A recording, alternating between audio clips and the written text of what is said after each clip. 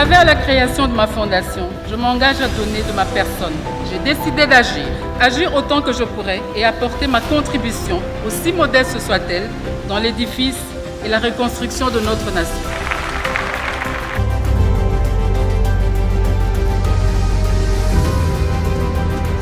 À vous tous nos invités et participants à la 3e édition de la conférence minière. Merci d'être venus.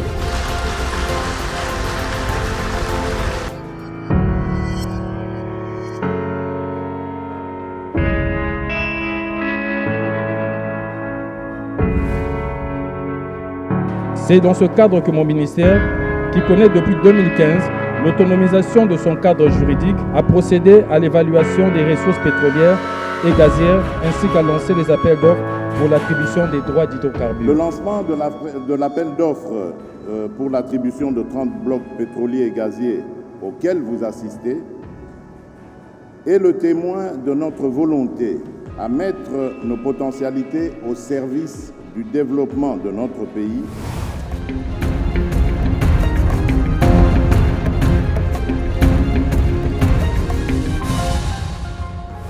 Le ministère des Finances de la République démocratique du Congo organise la conférence Risque Pays RDC.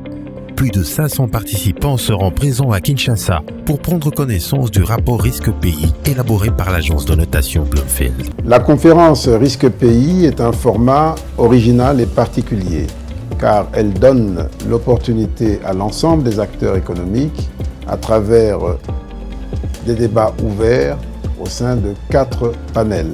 Ces panels concerneront la structure de l'économie, l'environnement des affaires, la sécurité intérieure et extérieure du pays, ainsi que l'environnement social et la transition écologique.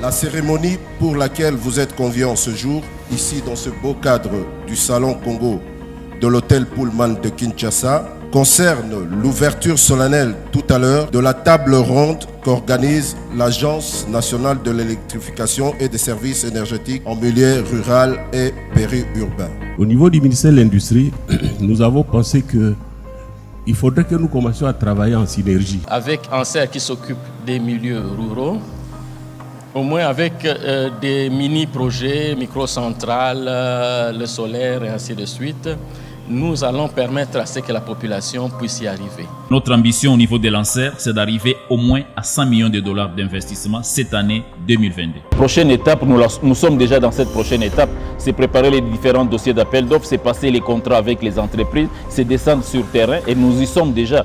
ANSER pour un nouveau jour en RDC. La ville de Kinshasa accueille les 9e Jeux de la francophonie. Une étape importante de cette grande activité, les tirages au sort des compétitions sportives de basket et football. Je prends la parole ce jour à l'occasion de cette cérémonie qui marque un tournant décisif dans les préparatifs de la tenue de 9e Jeux de la francophonie de Kinshasa 2023. Le football est heureux d'être ici représenté ce soir dans cette 9e édition des Jeux de la francophonie en ce qui concerne le tirage au sort. Et nous venons avec une génération de moins de 20 ans.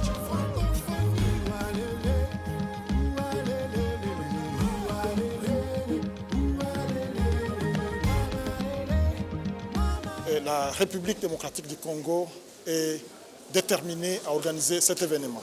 Le tirage au sort aujourd'hui démontre que nous sommes dans une bonne lancée pour la 9e édition des Jeux de la francophonie ici à Kinshasa. Nous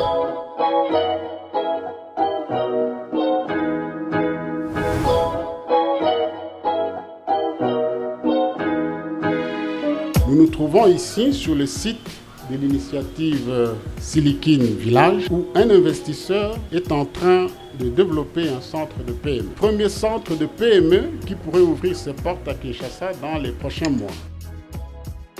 En 2020, nous avons érigé un premier site de 700 mètres carrés qui accueillait du contenu de formation, du contenu d'accompagnement de start-up. Le projet Centre de PME est un projet qui offre aux PME congolaises un espace de mutualisation économique, c'est-à-dire un espace physique où peuvent s'abriter leurs usines, leurs bureaux, leur espace de vente qu'on appelle supermarché, un espace dans lequel elles peuvent bénéficier d'une mutualisation en approvisionnement en emballage. L'analyse de risque, c'est vraiment l'élément clé pour financer une entreprise. Ce qu'il faut dire, c'est qu'aujourd'hui, nous, BGFI Bank, on a de l'appétit pour financer et accompagner les entreprises congolaises. Donc nous sommes disposés à étudier tout type de financement et surtout, en particulier, accompagner les entrepreneurs pour étudier leur solvabilité, leur accès au crédit.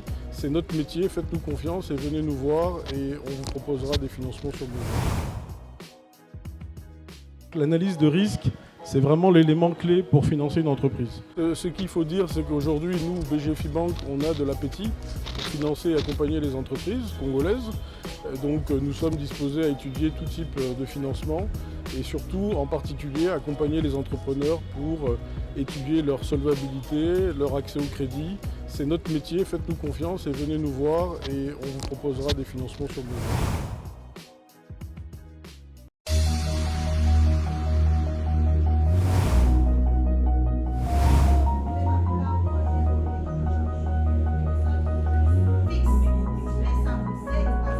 Je suis Madame Pachomé Dondobo Nineli.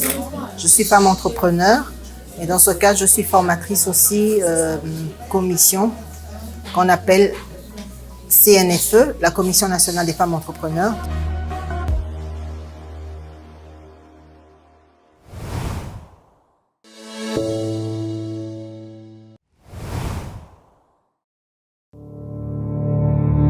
Kinshasa étant la capitale du pays, il était tout à fait normal et logique que la mission commence par ici. Pour moi, c'est un réel plaisir et un réel honneur d'être devant vous aujourd'hui et de pouvoir lancer ces forums. Nous lancerons aussi en même temps le programme Equity Leader Program. Il y a ce volet-là où on veut s'assurer qu'on est en train de former les futurs leaders de ce pays qui vont aider à le développer davantage pour les générations à venir. On était agréablement surpris de voir l'engouement que ça a créé et le nombre de personnes qui se sont enregistrées pour participer à cette foire. On attendait au départ 250 à 400 personnes, mais finalement, il y a eu plus de 2000 enregistrements. J'aimerais d'abord commencer mon introduction par des remerciements pour tous ceux qui ont contribué à ce que ce forum puisse avoir lieu, que ce soit les autorités congolaises, mais également les autorités kenyanes et tous les entrepreneurs qui ont fait le déplacement. La mission continue sur Lubumbashi. Et après Lubumbashi, Goma et après Goma, Mbuji-Mayi, je pense que la banque s'est mise au milieu de ce processus justement pour pouvoir faciliter et débloquer ces opportunités aux Africains eux-mêmes et qu'ils puissent en prendre avantage et qu'ils puissent faire évoluer les choses dans la bonne direction, surtout pour les générations futures.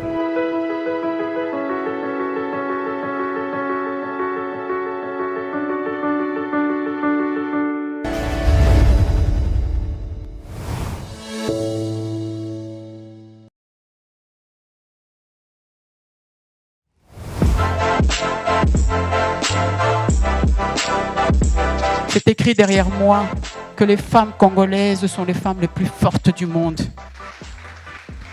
Ils ont également oublié que nous vivons dans une région fertile et ces femmes qu'on a enterrées vivantes, en fait, c'était des graines.